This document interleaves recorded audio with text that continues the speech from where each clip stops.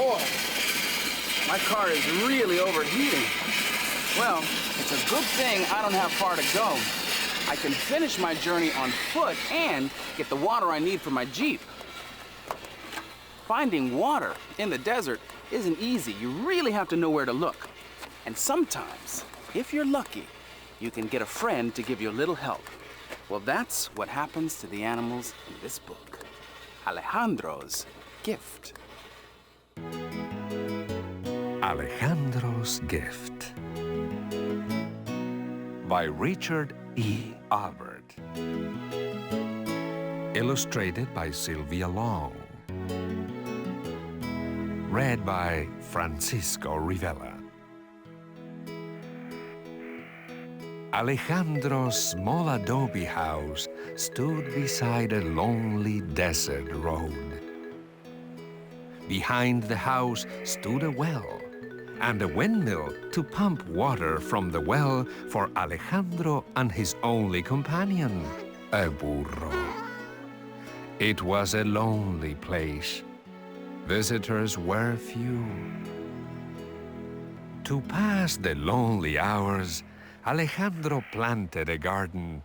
It had carrots, beans, large brown onions, tomatoes, and corn. The days went by with little change, until one morning, when there was an unexpected visitor. A ground squirrel crept from the underbrush, drank its fill of water, and scampered away. After it left, Alejandro realized that for those few moments, his loneliness had been forgotten. And because he felt less lonely, Alejandro found himself hoping the squirrel would come again. The squirrel did come again, from time to time, bringing along wood rats, pocket gophers, jackrabbits, roadrunners, Gila woodpeckers, and thrushes. Even an old desert tortoise could be seen plodding toward the garden.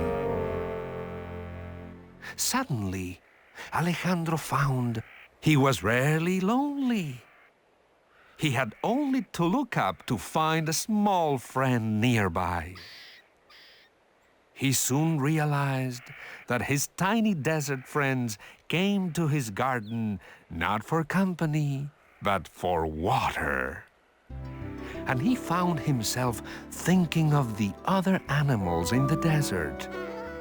Animals like the coyote, the desert gray fox, the antlered mule deer, the bobcats. With his windmill and well, Alejandro could supply ample water for any and all. So, Alejandro decided to dig a desert water hole. Digging was tiring work, but the thought of giving water to so many thirsty animals more than made up for the drudgery. And when it was filled, Alejandro was pleased with the gift he had made for his desert friends.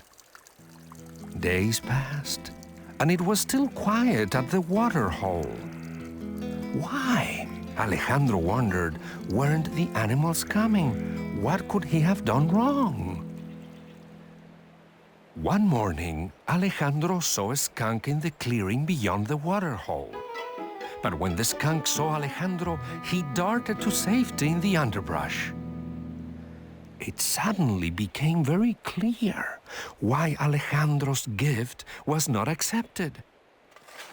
He dug another water hole far from the house and hidden by heavy desert growth. When it was filled and ready, Alejandro waited. As it turned out, he was not disappointed. The animals of the desert did come because the water hole was now sheltered from the house and the road, and the animals were no longer fearful. And although Alejandro could not see through the desert growth surrounding the waterhole, he had ways of knowing the animals were coming. By the twitter of birds gathering in the dusk, by the rustling of mesquite in the quiet desert evening, or the unmistakable sound of a herd of peccaries charging toward the waterhole. And in these moments, when Alejandro sat quietly, listening to the sounds of his desert neighbors, he knew that the gift was not so much a gift that he had given, but a gift he had received.